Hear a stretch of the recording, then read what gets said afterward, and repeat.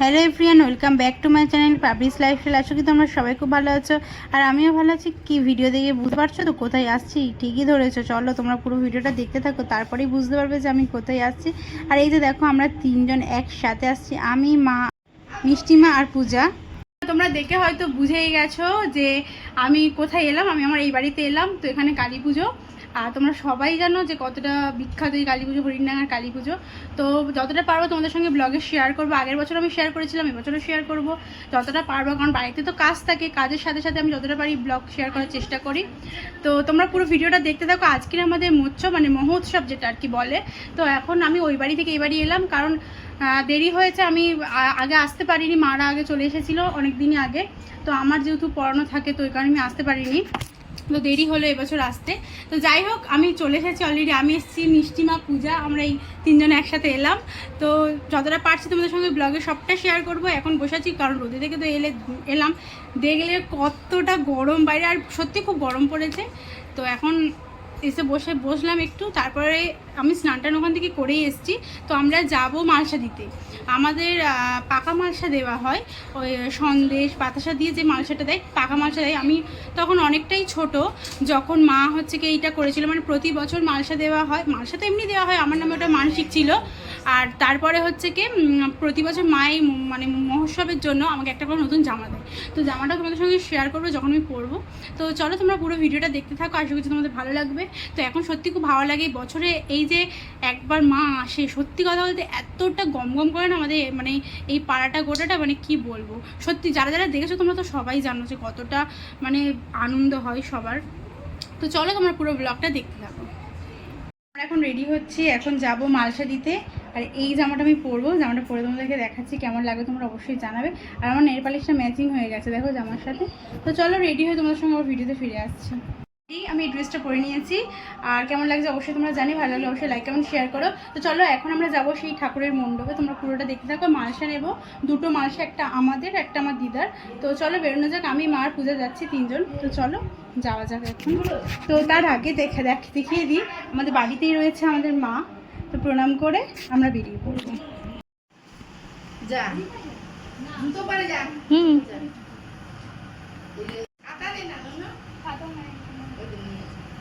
বাইরে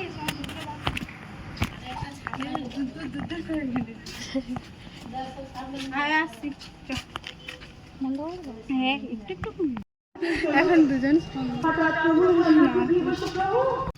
এখন আমরা যাচ্ছি মালসা দিতে। এই যে দেখো মা যাচ্ছে হেঁটে হেঁটে, আর এই যে আমার মালসা এখানটায় নিয়ে যাচ্ছি। গ্রামের ভিতরে আমরা ঢুকে পড়েছি। চারিদিকটা দেখো কত সুন্দর মনে হচ্ছে, গম গম করছে। লোকজন কম থাকলেও এখন কালকের এতক্ষণ এই জায়গাটা পুরো গম গম করছে।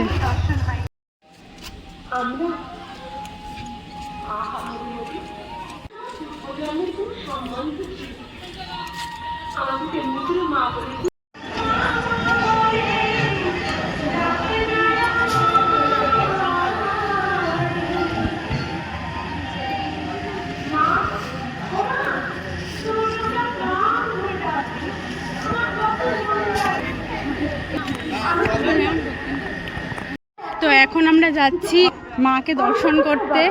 তো এখনও সেরকম সাজে মা রেডি হয়নি, কালকের হবে।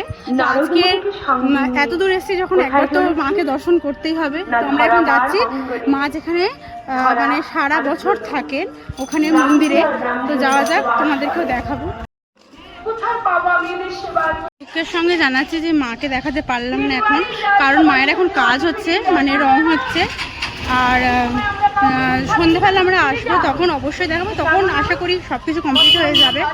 তো এখন দেখাতে পারলাম না, কারণ এটা নিয়ম নয়, যেহেতু এখন দেখানো যাবে না, তো ওই কারণে দেখাতে পারলাম না। চলো তোমাদের সঙ্গে শেয়ার তো অবশ্যই করবো সন্ধ্যেবেলা। আর এই যে দেখো পাঁঠাটা দেখো, এখানে এই যে দেখো কি বড় পাঁঠা। এইরকম পাঁঠা গোটা এলাকা ভর্তি, কোনো না কোনো জায়গায়, মানে যেতে যেতে রাস্তায় তো পরেই প্রচুর। এবং তার সাথে আছে মোষ, সেই দেখো সেই দিকেও একটা পাঁঠা আছে, প্রচুর পাঁঠা এরকম আছে চারিদিকে। চলছে কি আইসক্রিম কিনলে দেখাও তো, গরমে এই ঠান্ডা ঠান্ডা আইসক্রিম খাবো। তো এখন বাড়ি যাই। আইসক্রিমটা হেভি খেতে, কিন্তু ছোট, খুবই ছোট। তোমার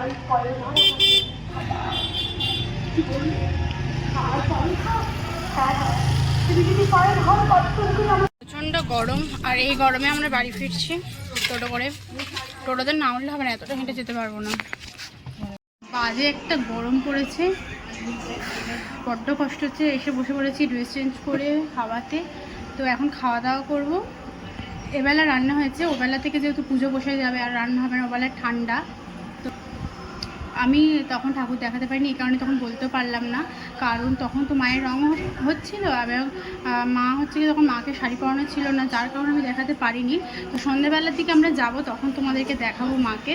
তো এই কারণেই দেখানো যায় না, এখন যেহেতু শাড়ি পরানো নেই। খেতে বসে গেছি, এই যে ভাত আছে, এই যে পূজা মা সব খেতে বসে গেছি। এসে আমরা প্রচণ্ড জোরে খিদে পেয়ে গেছে। তো আজকে দুপুরের মেনুটা তোমাদেরকে একটু দেখিয়ে দিই। এখানে রয়েছে ভাত, এখানে উচ্ছে আলু ভাজা, তরকারি একটুখানি আছে, বেশি নেই। এইদিকে রয়েছে কি এটা, কলমি শাক, আলু পোস্ত, চাটনি, আর রয়েছে মাছের ঝোল। গরমে একদম পাতলা পাতলা ঝোল, মাছের ঝোল, ঝিঙে কলা দিয়ে এই মাছ, দারুণ লাগছে খেতে, সাথে চাটনি। আর বলো, এখন চলছে কাটাকুটি কালকের জন্য। রসুন কাটছি আমরা, রসুন অনেক, প্রচুর রসুন, এতগুলো রসুন কাটতে হবে।